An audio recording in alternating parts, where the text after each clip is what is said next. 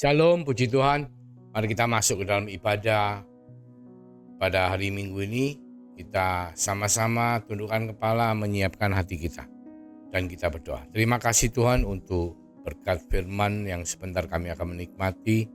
Biarlah semua itu boleh menjadi bagian yang penting dalam kehidupan kami. Dan Roh Kudus Kau urapi kami, buka hati kami, meteraikan semua itu dan jadikan kami pelaku firman. Terima kasih Tuhan, Kau mau membicarakan isi hatimu. Terima kasih untuk hari ini. Dalam nama Yesus kami mengucap syukur. Haleluya. Amin. Puji Tuhan, hari ini kita akan membahas mengenai bagaimana kita ini menjadi berkat ya. Diberkati untuk menjadi berkat, yang mana merupakan salah satu dari pokok daripada ibadah kita. Jadi untuk melakukan ibadah kita ternyata bukan hanya kita itu kepada Tuhan, tapi juga kita itu bagaimana kita mempraktekkan kasih kepada sesama dengan memberi ya. Kita tentunya tahu di Matius 6 itu perikop pertama untuk pilar ibadah adalah bagaimana kita memberi sedekah. Saya akan mengambil dari 2 Korintus 8 ya. Kita melihat mulai ayat 1 saya bacakan, saudara bisa menyimak dan merenungkan. Saudara-saudara, kami hendak memberitahukan pada kamu tentang kasih karunia yang dianugerahkan kepada jemaat-jemaat di Makedonia. Selagi dicobai dengan berat dalam berbagai penderitaan, sukacita mereka meluap, dan meskipun mereka sangat miskin, namun mereka kaya dalam kemurahan. Aku bersaksi bahwa mereka telah memberikan menurut kemampuan mereka, bahkan melampaui kemampuan mereka. Ayat 4, dengan kerelaan sendiri mereka meminta dan mendesak kepada kami supaya mereka juga beroleh kasih karunia untuk mengambil bagian dalam pelayanan kepada orang-orang kudus. Mereka memberikan lebih banyak daripada yang mereka harapkan. Mereka memberikan diri mereka pertama-tama kepada Allah, kemudian oleh karena kehendak Allah juga kepada kami. Jadi apa yang terjadi pada perikop di 2 Korintus 8 ayat 1 ini adalah bahwa sebenarnya Rasul Paulus itu minta kepada jemaat di Korintus. Kita semua tahu jemaat di Korintus adalah jemaat orang-orang mampu ya, orang-orang kaya, dan Rasul Paulus pada waktu itu meminta mereka itu untuk memberikan persembahan atau membantu saudara mereka yang di Yerusalem, karena orang-orang kudus di Yerusalem lagi mengalami kesusahan, kemiskinan ya. Jadi pada surat 1 Korintus itu Rasul Paulus sudah minta, tapi ternyata belum ditanggapi. Sampai pada surat 2 Korintus itu Rasul Paulus mengirim Titus untuk segera menagih, istilahnya mengingatkan saudara-saudara mereka di Korintus untuk memberikan apa yang menjadi persembahan kepada orang-orang kudus di Yerusalem yang lagi ada kesusahan. Dan di 2 Korintus 8 ayat 1 dikatakan seperti ini. Saudara-saudara, kami hendak memberitahukan pada kamu tentang kasih karunia yang dianugerahkan kepada jemaat-jemaat di Makedonia. Jadi untuk membuat jemaat di Korintus ini mau untuk memberi, itu karena memang dari dulunya, dari awalnya memang orang-orang Korintus itu kayak saingan dengan orang-orang di Makedonia. Cuman yang terjadi adalah jemaat di Makedonia ini tidak sekaya dulu lagi karena mereka masuk dalam penjajahan Roma. Mereka adalah Berea, Tesalonika, Filipi ya. Kita kalau lihat di Kisah 16 ayat 9, jemaat di Makedonia ini spesial sekali ya. Bahkan di Kisah 16 ayat 9 dikatakan Rasul Paulus itu memiliki mimpi, dan mimpinya itu Roh Kudus memanggil dia untuk datang ke Makedonia. Jadi memang Makedonia ini sangat spesial di mata Tuhan. Dan ketika setelah mereka jatuh ke dalam tangan suku Roma ya, itu ternyata yang terjadi adalah sebelumnya mereka sangat kaya karena tempat tuh ibaratnya seperti, saudara kalau tahu Kalimantan ya, dulu Kalimantan tuh penuh dengan kayu. Setelah kayunya ditebang habis gondol ya, ternyata bawahnya itu banyak tambang saudara ya. Sehingga mereka itu tempat yang sangat kaya, banyak orang kaya yang berasal dari Makedonia. Tapi ketika dijajah oleh Roma, mereka dirampas semua hartanya, mereka menjadi miskin ya. Mereka adalah rival dari Korintus karena saingannya kayak orang itu dari dulunya itu memang sudah saingan antara Korintus dengan Makedonia itu. hasil tambang dari Korintus adalah kayu dan hasil tambangnya adalah logam mulia. Ya, itu adalah asal dari Alexander Agung ya, the Kaisar, the Great Alexander itu asalnya dari tempat Makedonia itu. Terus dikatakan di ayat 2, selagi dicobai dengan berat dalam berbagai penderitaan, sukacita mereka meluap dan meskipun mereka sangat miskin, namun mereka kaya dalam kemurahan. Miskin karena kalah perang, ya, dirampas semua disita oleh bangsa Romawi. Tapi karena mereka hidup di dalam roh, ya, Roma 14 ayat 17, mereka dikatakan meskipun mereka dicobai dengan berat dalam berbagai penderitaan, mereka tetap punya sukacita karena Roh Kudus. Dan mereka itu sangat murah hati. Meskipun miskin, mereka itu mau memberi. Di ayat 3 dikatakan, aku bersaksi bahwa mereka telah memberikan menurut kemampuan mereka. Rasul Paulus ngomong, itu loh, orang Makedonia meskipun miskin, mereka itu mau memberi, bahkan melampaui kemampuan mereka.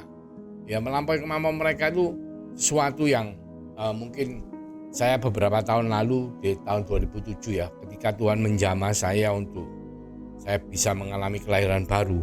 Saya itu akhirnya terlibat dalam satu pelayanan bersama teman-teman saya untuk melayani orang miskin.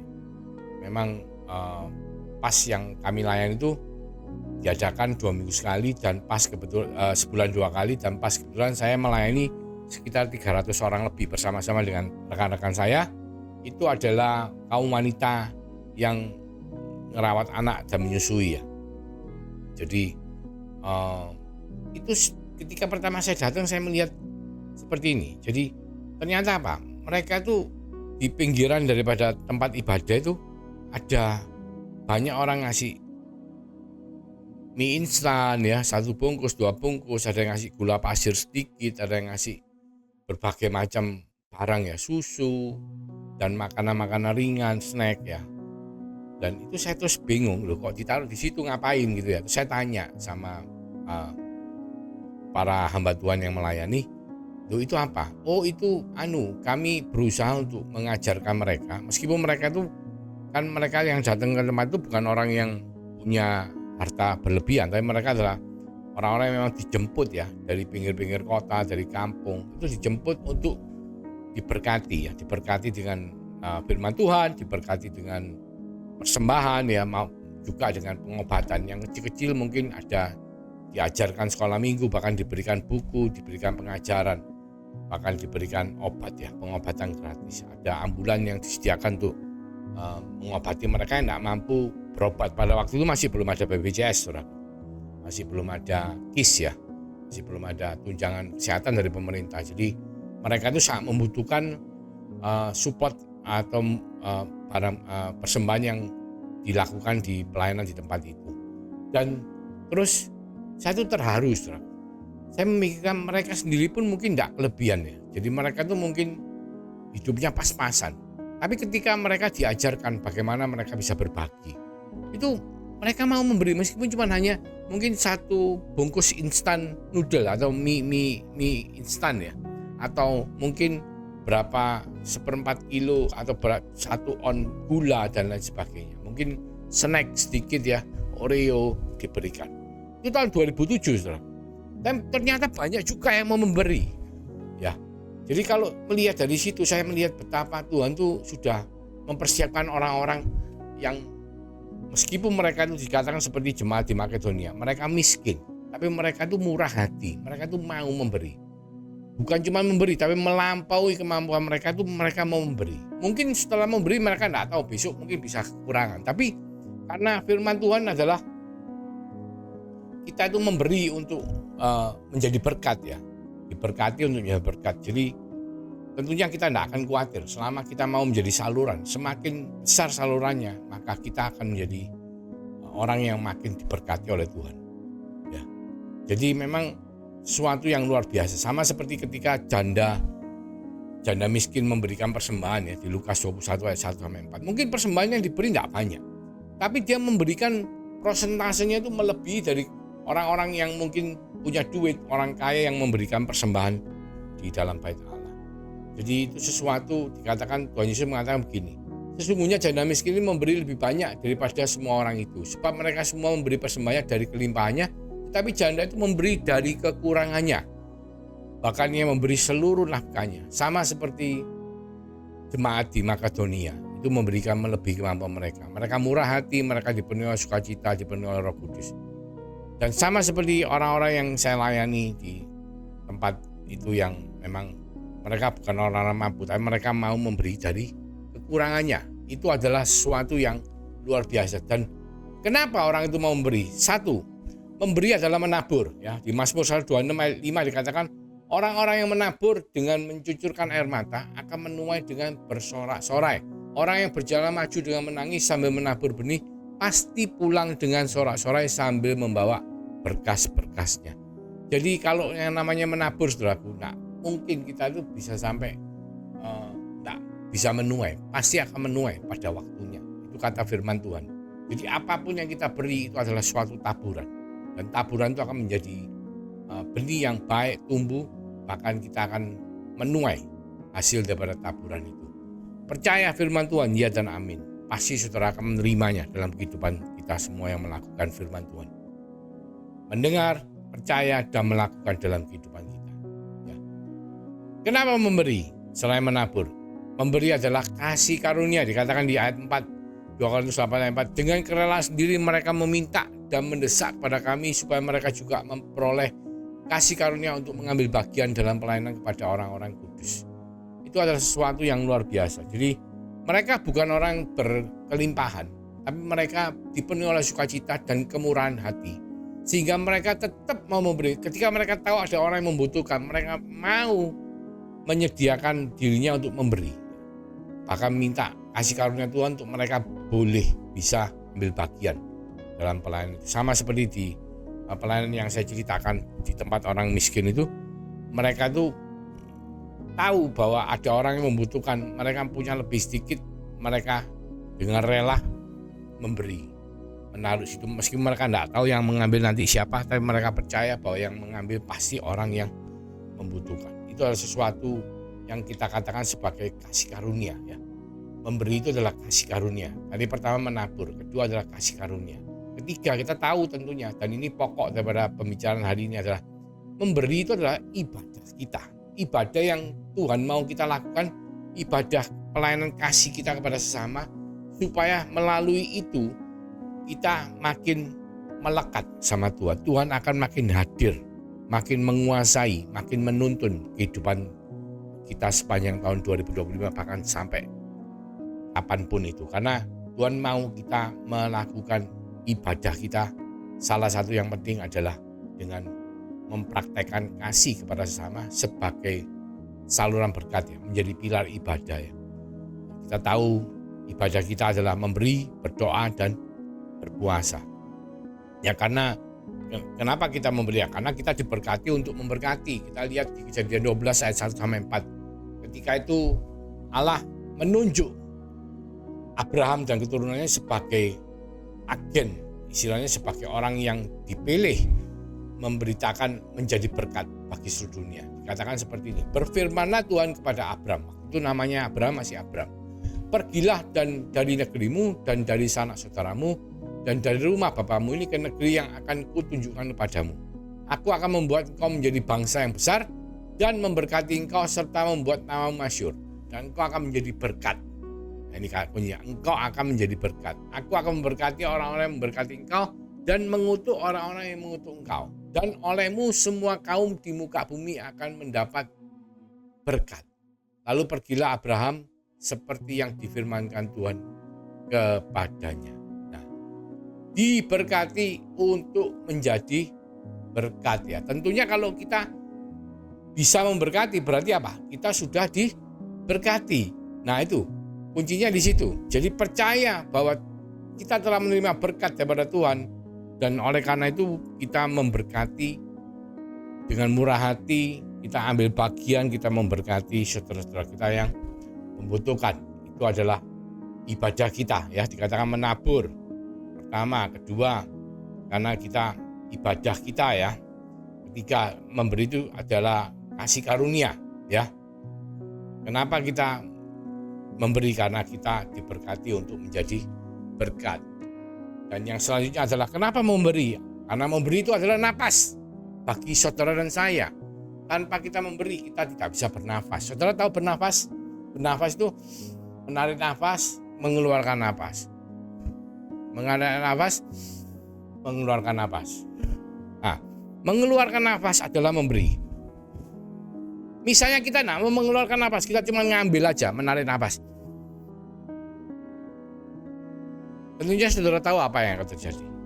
Kita akan meninggal. Karena apa? Tidak ada orang bernafas itu tidak mengeluarkan nafas. Jadi kehidupan itu seperti memberi, itu seperti orang bernafas. Ya, kita punya kehidupan ketika kita mau memberi. Kita bisa bernafas ketika kita mengeluarkan nafas. Bukan cuma mengambil oksigen, tapi kita juga mengeluarkan karbon dioksida. Ya. Jadi memberi itu adalah kehidupan, napas kehidupan buat saudara dan saya sebagai anak Tuhan, orang Kristen. Kita lihat begitu banyak orang-orang yang dikatakan super kaya, Bill Gates, Warren Buffett, bahkan Jackie Chan ya. Itu mereka semua itu tidak ada yang tidak memberi. Mereka selalu memberi karena itu adalah bagian dari gaya hidup mereka. Bahkan saya ingat Bill Gates itu beberapa tahun yang lalu datang ke Indonesia jauh sebelum pandemi itu, terus dia mau mendirikan yayasan Bill Gates Foundation, Linda Gates Foundation ya di Indonesia, tapi kerjasama dengan pengusaha-pengusaha di Indonesia, di mana filantropis yang mana mereka menantang apa yang diberikan oleh orang Indonesia akan istilahnya disetarakan ya. Mereka akan menyumbang dengan jumlah yang sama, tapi semua nanti hasil dana itu akan dipakai untuk pekerjaan kemanusiaan di Indonesia. Ya, itu terkumpul 250 juta sekian US dollar pada waktu itu. Dan cukup signifikan ya untuk membantu mungkin Indonesia bebas AIDS, Indonesia bebas polio ya, dan banyak penyakit-penyakit lainnya yang pada waktu itu bisa dibantu melalui tindakan seperti itu. Dan saudara tahu kenapa mereka mau melakukan itu? Bahkan Bill Gates itu dikatakan dia menyumbangkan lebih dari 50% harta kekayaannya. Bahkan Warren Buffett juga pernah nyumbang sampai berapa puluh miliar dolar ya dari kekayaannya. Tapi mereka hari ini masih jauh lebih kaya lagi. Jadi bukannya habis, setelah diambil separuh, mereka ternyata diberkati luar biasa sehingga mereka memiliki lebih, bahkan dikatakan ratusan miliar dolar ya. Warren Buffett itu ratusan miliar. Jackie Chan itu loh, bangun desanya, bangun sekolah, bangun jembatan, bangun tanah, dia memberi kepada kehidupan orang-orang desa yang miskin ya. Dia memberi. Tapi hari ini dia termasuk mungkin salah satu bintang film yang paling kaya. Mungkin di beberapa tahun yang lalu ditengarai lebih dari 500 juta US dollar harta kekayaannya. Itu untuk seorang bintang film luar biasa sekali. Jadi memberi itu napas kehidupan. Jadi bagi banyak orang, mereka itu tidak bisa hidup tanpa memberi. Jadi karena kalau hidup tanpa memberi itu seperti nafas yang tidak pernah menghembuskan nafas, tapi hanya menarik nafas, otomatis tidak ada kehidupan, alias meninggal. Ya. Di 2 Korintus 8 ayat 5 dikatakan mereka memberikan lebih banyak daripada yang kami harapkan. Mereka memberikan diri mereka pertama-tama kepada Allah, kemudian oleh karena kehendak Allah juga kepada kami. Jadi intinya karena mereka itu mau memberikan semuanya kepada Allah, karena hukum kasih itu, salib itu dikatakan bahwa kasihlah Tuhan Allahmu dengan segenap akal budi, kekuatan, jiwa ya, dan kasihlah sesama. Jadi mereka mau memberikan kepada sesama karena mereka memberikan diri mereka pertama-tama kepada Allah. Juga oleh karena kehendak Allah juga kepada kami. Jadi semua itu terkait dengan salib yang kita harus pikul setiap hari untuk kita bisa melakukan hukum kasih. Ya. Jadi memberi adalah menabur, memberi adalah kasih karunia, memberi itu adalah pilar ibadah, diberkati untuk menjadi berkat, memberi itu adalah nafas kehidupan daripada orang Kristen. Tetapi saudaraku, ada satu poin yang kita harus manage dengan baik, yaitu bahwa kita harus punya prioritas. Jadi kepada siapa kita memberikan. Nomor 1, kita tidak boleh lompat prioritas. Kalau kita lompat prioritas, ini akan sangat buruk untuk penata layanan kita, untuk manajemen harta kita, untuk manajemen apa yang Tuhan sudah percayakan kepada saudara dan saya. Berkat yang Tuhan percayakan. Pertama adalah anggota keluarga. Mulai dari keluarga inti ya, pasangan, anak, orang tua, anak saudara, ya, itu nomor satu. Setelah itu prioritas kedua adalah anggota tubuh Kristus, gereja lokal, saudara seiman yang membutuhkan pelayanan. Setelah itu baru hamba-hamba Tuhan, ya, orang-orang yang melayani. Setelah itu baru orang-orang lain yang berkekurangan. Jadi dalam kasus yang terjadi, kita baca di 2 Korintus 8 tadi, itu berbicara mengenai memberikan kepada mereka yang membutuhkan di Yerusalem. Berarti apa? Anggota tubuh Kristus, gereja lokal, ya, saudara yang membutuhkan, pelayanan yang membutuhkan, itu di Yerusalem pada Rasul Paulus. Tetapi kita tidak boleh memberi kalau misalnya, bukan tidak boleh, dalam arti kalau ada kelebihan boleh, tapi kalau kita punya anggota keluarga masih memerlukan kita dan kita tidak punya kelebihan setelah memberikan mereka. Ya memang saya pernah mendengar ada satu cerita dari seorang hamba Tuhan yang berkhotbah seperti ini, saudara. Kalau misalnya orang tua kalian masih belum punya mobil, terus kalian menyumbang kepada gereja untuk membangun gereja untuk keperluan pelayanan, itu kalian salah. Kalian harus memberikan orang tua kalian mobil terlebih dahulu. Ya, kalau kita mendengarkan perkataan seperti ini, khotbah seperti ini, tentunya kita akan ngomong, wah, pendetanya hebat. Tapi saya mau ingatkan, ada beberapa poin yang kita harus cermati. Secara prioritas memang kita harus mementingkan anggota keluarga. Tetapi memberi itu bukan hanya selalu uang, saudara. Memberi kalau diidentikan dengan uang, kita tuh menjadi orang yang materialistis. Karena apa? Karena orang tua itu dikatakan di firman Tuhan, hormati orang tuamu. Menghormati orang tua itu bukan hanya dengan uang, saudara. Dan bukan dengan uang yang benar. Yang benar itu dengan perhatian dan kasih sayang.